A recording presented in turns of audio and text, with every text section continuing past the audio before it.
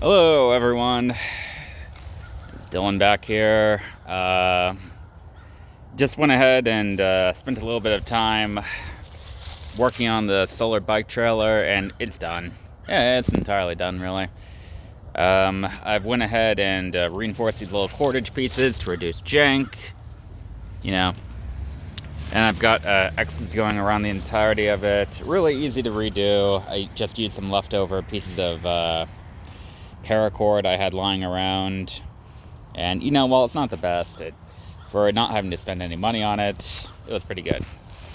So, the other thing I've updated here is I went ahead and got a portable solar generator. Some people call them solar kits, camping solar generators, something.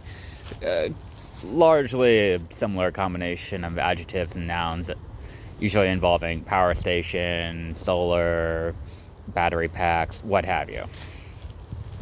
This is an Anker Solix 1200, something along those lines. It can output 1200 watts of power.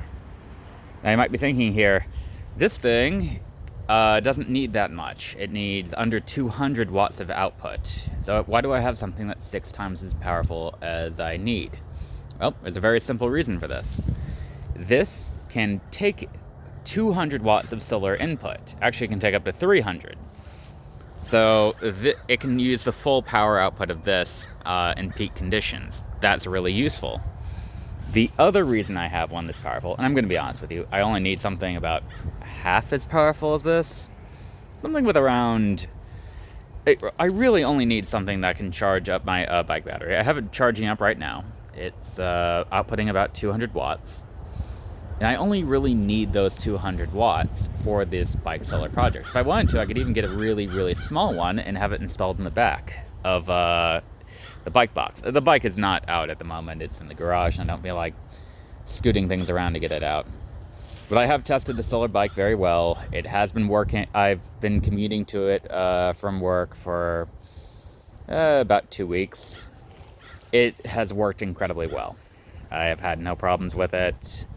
Other than that couldn't be solved by me messing with something else or redoing some wiring or what have you. Yeah. Anyway, the whole reason I have a very expensive and powerful solar generator is because this thing is meant to can output 1200 watts. So it can power anything in the neighborhood I need it to, short of like an AC unit. I can have it run an extension cord, and on portable power mode, I could even charge my electric car off of it, which takes about 1000 watts on average. And I can always reduce the power. Now, this only has about 800 watt hours of power, or about 0.8 kilowatt hours of stored energy. So it can't charge it that much. It can charge it maybe 3 or 4 miles, if we're being considering it lucky. But the fact that it can do it at all makes it incredibly valuable. It also means that the idea I originally had for this whole system was going to be that by having the power station in the back, I could bring the bike trailer wherever I needed to, and I could charge anything. I need to charge my electric chainsaw and clear a bunch of down things down the road. I can do that. I need to charge a whole job site. I can do that. Hey, let's say the power goes out in the neighborhood and I need to bring this somewhere else in town. Let's say, hey, my neighbor's a diabetic. If I need to have this charge your fridge, that's an option I have available. I need to charge a whole suite of power tools, that's available. Do I need to bring this inside and have it go run my fridge? That's also an option. I have a lot of options available with this thing. It was a little bit pricey, but I think it was overall a good idea. Anyway, let's go over to what we have going over here. I have it just charging the regular bike battery here. Red light's going, it's performing work. It hasn't been charged up in a bit, so this is a good idea. This can work pretty much entirely automatically, and let's see if we can get a good sight of what it's doing right now. Okay, we've got about 70 watts of input on the panels, and we're sending about 150 watts out on the other side. So that's not too bad, honestly. And Yeah, I'm at 97% here. It automatically will start accepting power whenever it hits 99% for what it's at. Really, it shouldn't take too long to charge this bike battery. It's not that far depleted. But what I find to be more useful about it is all those other options mentioned earlier. If you're planning out a project like this, you don't need something this powerful. In fact, this is 200 watts of max output right here. It's a cold, late December day. You could probably just have a cheap one about half the specs of this and it would work perfectly fine for whatever you're building.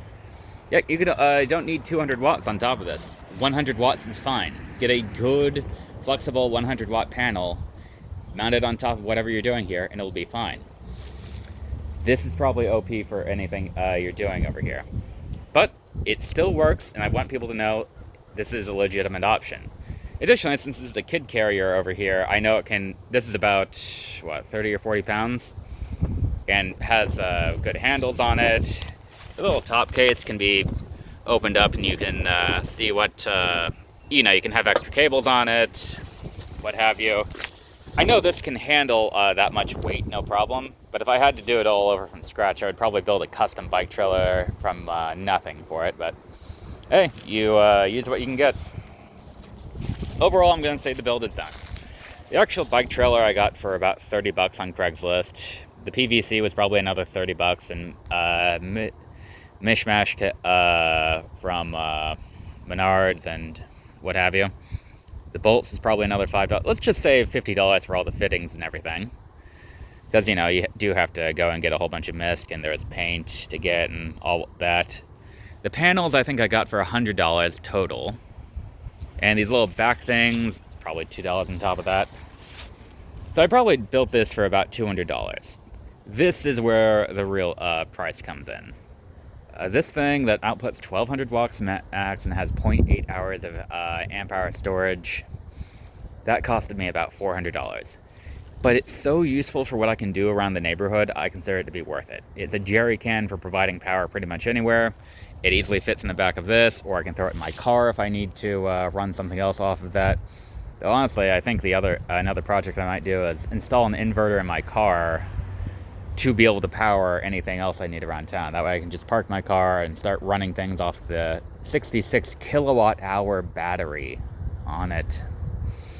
And that would be pretty useful. There's a lot of how-to guides on it, although, just be careful you're not voiding your warranty. Anyway, this is working perfectly fine. I'll just have it charging here for a few hours. You can easily have all of this just thrown in the back of there, charging your extra battery. All that works perfectly fine. And you know what? I think this project turned out pretty well. It's not perfect, but for some guy who doesn't really know what he's doing, I think it worked fine. Alright. Additionally, this is the second part of the project completed, using solar generators in order to charge e-bike batteries. That worked out pretty well, honestly. The third part of the project is something I also already have done. We're going to go over here to the greenhouse, which has now been painted a bright teal color. Good for it. Oh, the joys of discount paint. Cleaned up a little bit in here.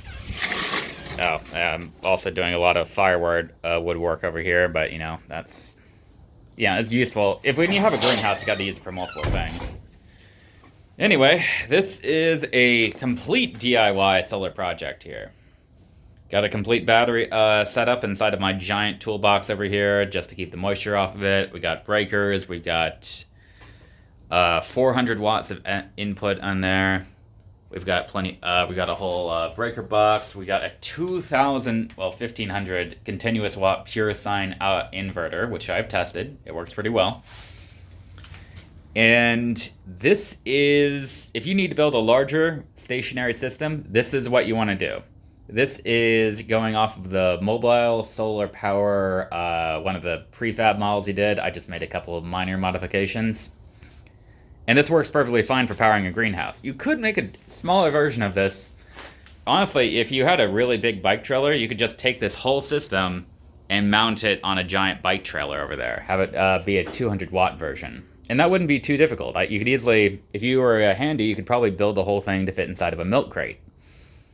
Yeah, probably. For a small version of it, I don't see why not. I'm wondering if I should build one of those, but honestly, the fact that I have this system is probably pretty decent. So unless someone specifically asked me to do that, I don't think it'll be worthwhile.